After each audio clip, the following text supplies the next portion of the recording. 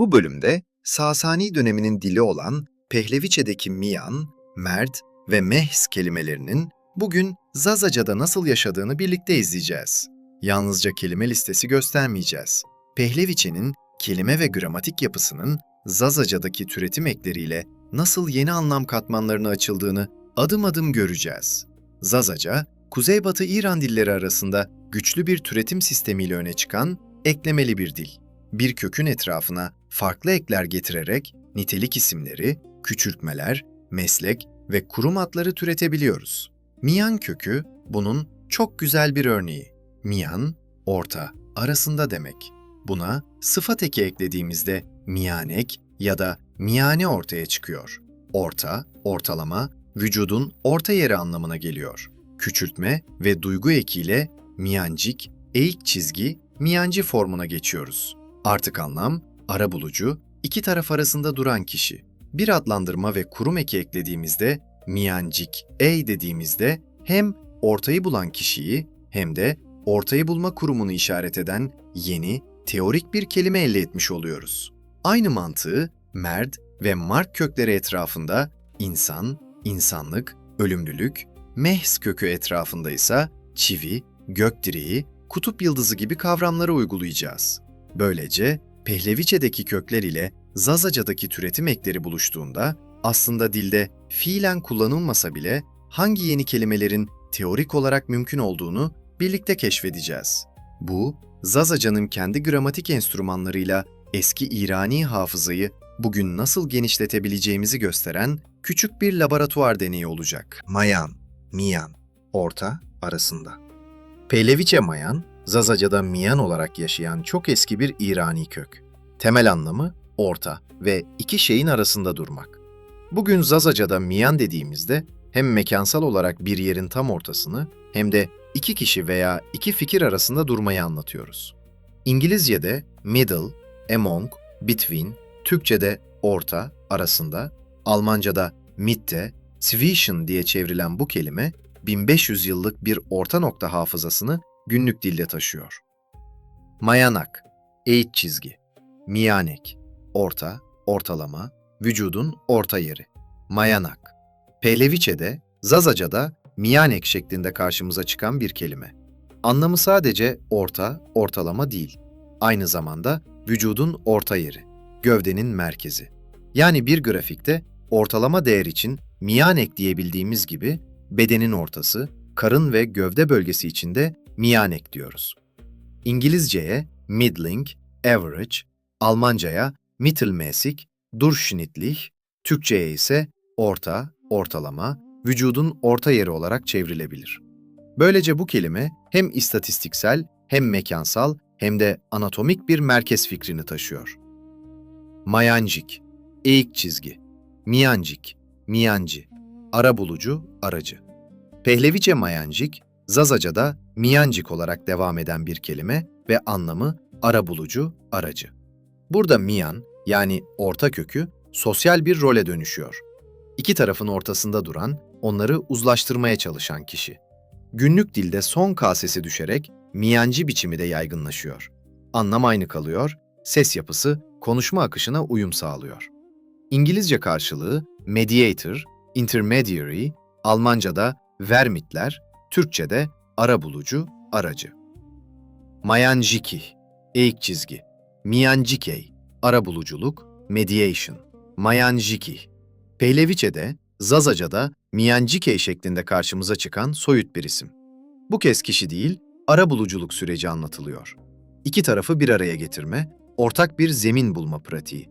İngilizce'de mediation, Almanca'da mediation, Schlichtung, Vermittlung, Türkçe'de arabuluculuk diye çevrilebilir. Böylece ortada durma, dilde bir sosyal kurum ve yöntem haline geliyor. Murv, eğik çizgi. Mirv, kuş. Pehleviçe murv, Zazaca'da mirv biçimiyle kuş anlamını taşır. Kuş, gökyüzü, özgürlük ve haber getiren varlıklar gibi pek çok kültürel imgeyle bağlantılıdır. İngilizce bird, Türkçe kuş, Almanca Vogel karşılıklarıyla doğa ve inanç anlatılarında sık kullanılan bir hayvan adıdır. Murvak, eğik çizgi, murvek, murek, alamet, omen. Murvak. Zazaca'da murvek, murek biçimleriyle alamet, işaret, omen anlamında. Burada kuşla ilişkilendirilen işaretler, uğur ve uğursuzluk yorumları devreye girer. Kuş davranışıyla gelecek arasında bağ kuran eski bir dünya görüşü dilde görünür hale gelir. İngilizce'de omen, Türkçe'de alamet, işaret, Almanca'da Zeichen, omen olarak karşılanır. Murvizak, eğik çizgi, mirviçik, miriçik, küçük kuş. Murvizak, Zazaca'da mirviçik, miriçik biçimleriyle küçük kuş, kuşçuk anlamına gelir. Küçültme ekleri kelimeye sevgi ve sevimlilik katıyor. Bu, Zazaca'da duygusal yakınlık ifadelerinde sık görülen bir yapı. İngilizce little bird, Türkçe küçük kuş, Almanca Vögelchen karşılıklarıyla hem boyutu hem duygusal tonu işaret eder. Murt, eğik çizgi, mert, ölüm. Pehleviçe murt, Zazaca'da mert biçimiyle ölüm anlamını taşır. Bu, bir olaydan çok bir durum olarak varlığın son halini ifade eden çekirdek isimdir.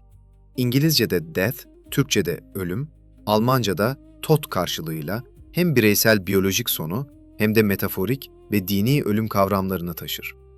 Murdan, mir, eğik çizgi, merden, mır, ölmek.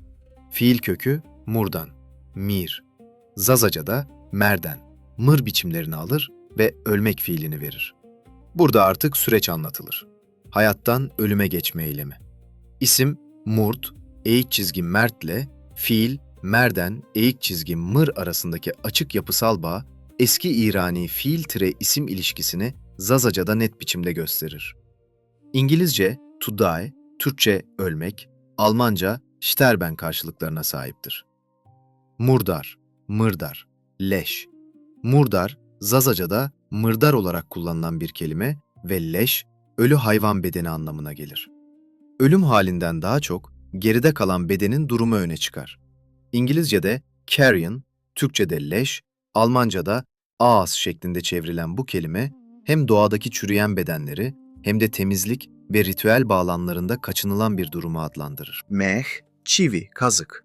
Meh hem Pehleviçe'de hem Zazaki'de formunu koruyan bir kelime ve çivi, kazık anlamına geliyor.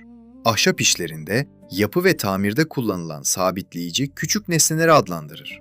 İngilizce peg, nail, Türkçe çivi, kazık, Almanca flock, nagel karşılıklarıyla günlük teknik söz varlığının bir parçası. Mehigah, eğik çizgi. Meheça, Polaris, kutup yıldızı. Mehigah ve Mehiçah bileşiklerinde meh kelimesi gökyüzüne taşınıyor. Burada çivi, kazık metaforuyla Polaris, kutup yıldızı adlandırılıyor. Yani gök kubbenin sabit noktası adeta göğe çakılmış bir çivi gibi düşünülüyor. İngilizce'de Polaris, Pole Star, Türkçe'de kutup yıldızı, Almanca'da Polarstern olarak çevrilen bu ad, eski astronomi ve sefer kültürünün dilde bıraktığı güçlü bir iz her ne kadar bugün kullanılmasa da. Mezd, eğit çizgi, müjd, müjde, ikram, yemek, hediye. Pehleviçe, mezd, Zazaki'de müjd, hem ikram edilen yemek, kurban sofrası, hem de hediye, sevindirici müjdeyle birlikte verilen armağan anlamlarına açılan bir kelime.